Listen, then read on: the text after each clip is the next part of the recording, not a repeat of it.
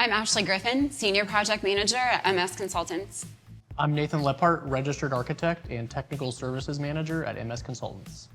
We're here to discuss questions that come up all the time in the architecture industry and how we think about them. Are we ready to get started? Let's do it.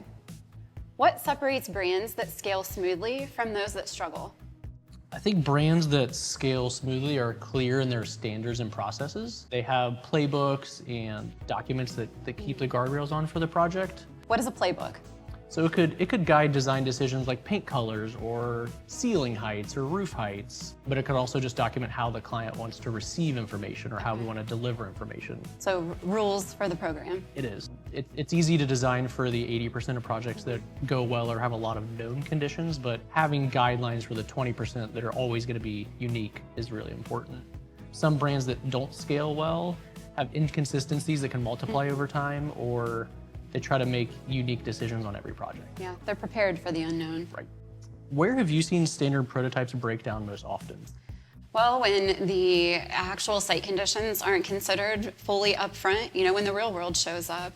So on-site conditions, local codes that drive design, where site utilities are coming into the building, when your perfect square prototype doesn't fit into an atypical site condition that you are asked to design to. One thing that resonates with me is that I've seen a trend in the industry and retail of optimizing existing assets, not all new construction. So some prototypes are just geared towards new construction, and being able to adapt that to a retrofit can be tricky. So brands that have both a new prototype and a retrofit have been really successful. Yeah, and they need to know, when you take your program in the area, what can we trade up and trade down? What are the rules? Nathan, how do you know when it's time to adjust a standard prototype?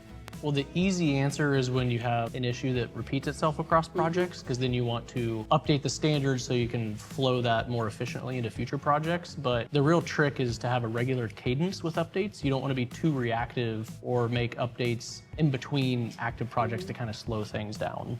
Do you see any outside factors besides design or construction that could drive updates? Yeah, so especially in retail, the customer has a big impact, or market research can actually change the prototype beyond typical design or construction thinking. Yeah, I think that's that fine balance too, of reacting quickly, but not too quickly or too often. Right.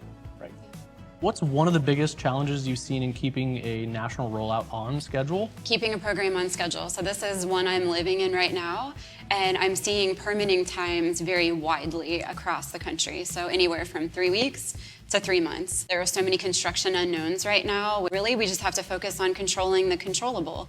And for us, that's the design schedule and clear communication with the client. How does opening even 1 month early change the financial picture of a project? Yeah, that's a great question. So as we know, time is money. From the design team to the construction team, every day not open is lost revenue, lost sales, and the client isn't getting a return on their investment. I recently read where I think the average grocery store pulls in around $40,000 a day. So then on a much simpler scale, a QSR I think is around $5,000 a day. So quick math, in a month, it's about $150,000 that they're losing. So think about a 1 month permitting delay, or if we're able to create some efficiencies and speed and pull the timeline up a month, that's $150,000 back in their pocket. So that's why we hear speed to market is so important. Absolutely. It just multiplies over time. If you have more questions or want to connect, just reach out to our office. We look forward to hearing from you. You've got projects? We've got experts.